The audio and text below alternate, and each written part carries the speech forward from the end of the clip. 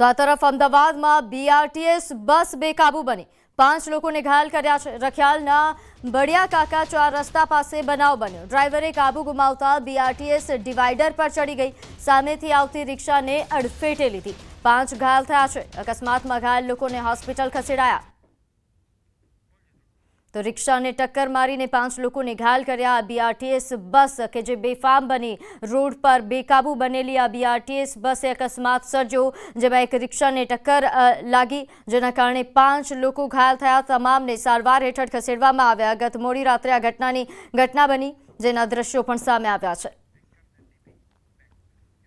તો મહેસાણાના વિજાપુરના રણાસણ ગામના યુવકની આત્મહત્યા મામલે મૃતકના પરિવારે પોલીસની કામગીરી પર સવાલ ઉઠાવ્યા। રિમાન્ડ મેળવ્યા વગર જ આરોપીને સબજેલમાં ધકેલી દેતા વિજાપુર પોલીસ પર સવાલ ઉઠાવ્યા।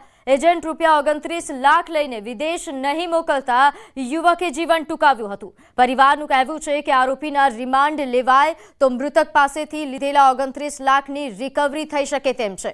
અન્ય લોકો પાસેથી રૂપિયા લીધા હોય તે પણ તપાસમાં ખુલી શકે।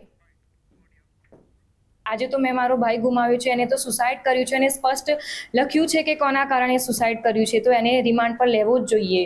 પોલીસને ખાસ કાળજી લઈને આને રિમાન્ડ લઈને બધું પૂછપરછ કરીને એને બહાર લાવવું જોઈએ અને મને પૂરેપૂરી સજા થવી જોઈએ અને અમારા પૈસા પૂરેપૂરા ચૂકવવા જોઈએ। તો ઓનલાઈન પેમેન્ટના નામે ઠગાઈ કરતો યુવક ઝડપાયો। મૂળ બેંગ્લોરનો રહેવાસી યુવક મોંઘી દાટ વસ્તુઓનો શોખીન છે, જેથી પોતાના શોખ પૂરા કરવા તેણે નવો કિમિયો શોધી કાઢ્યો। પહેલા તો આરોપી કોઈપણ જગ્યા પરથી કપડાં, બૂટ કે અન્ય વસ્તુઓ ખરીદતો હતો। બાદમાં ઓનલાઈન પેમેન્ટ કરવાનો આગ્રહ રાખતો।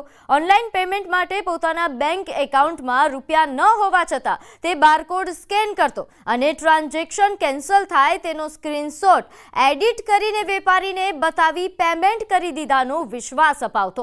અત્યાર સુધી આરોપીએ કર્ણાટક અને મહારાષ્ટ્રમાંથી પણ આ જ મોડસ ઓપરેન્ડીથી સોનાની ચેઇન ખરીદી છેતરપિંડી આચરી હોવાનું ખુલ્યું છે। પકડાયેલ આરોપીએ દરિયાપુરમાં પણ એક જ્વેલર્સમાંથી 1.5 તોલાની સોનાની ચેઇન ખરીદી છેતરપિંડી આચરી હતી। જોકે વેપારીના બેંક એકાઉન્ટમાં રૂપિયા જમા ન થયા હોવાની જાણ થતાં વેપારીએ પોલીસ ફરિયાદ નોંધાવી હતી અને જે બાદ સમગ્ર હકીકત સામે આવી।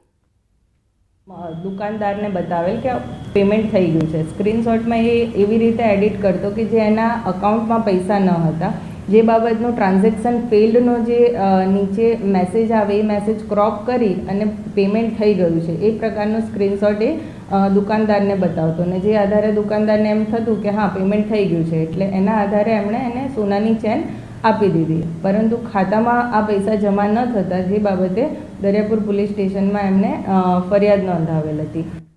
તો સુરત શહેરની ઇટાલિયા મલ્ટી સ્પેશિયાલિટી હોસ્પિટલના એકાઉન્ટમાં ₹4.92 કરોડની ઉચાપાતનો ભાંડાફોડ થયો છે, જેમાં હોસ્પિટલના જ અધિકારીએ નાણાંની ઉચાપાત કર્યા હોવાનું ખુલ્યું। આરોપીએ પોતાના તથા પોતાના પરિવારના અન્ય લોકોના નામે મૂવેબલ પ્રોપર્ટી, ઇમૂવેબલ પ્રોપર્ટી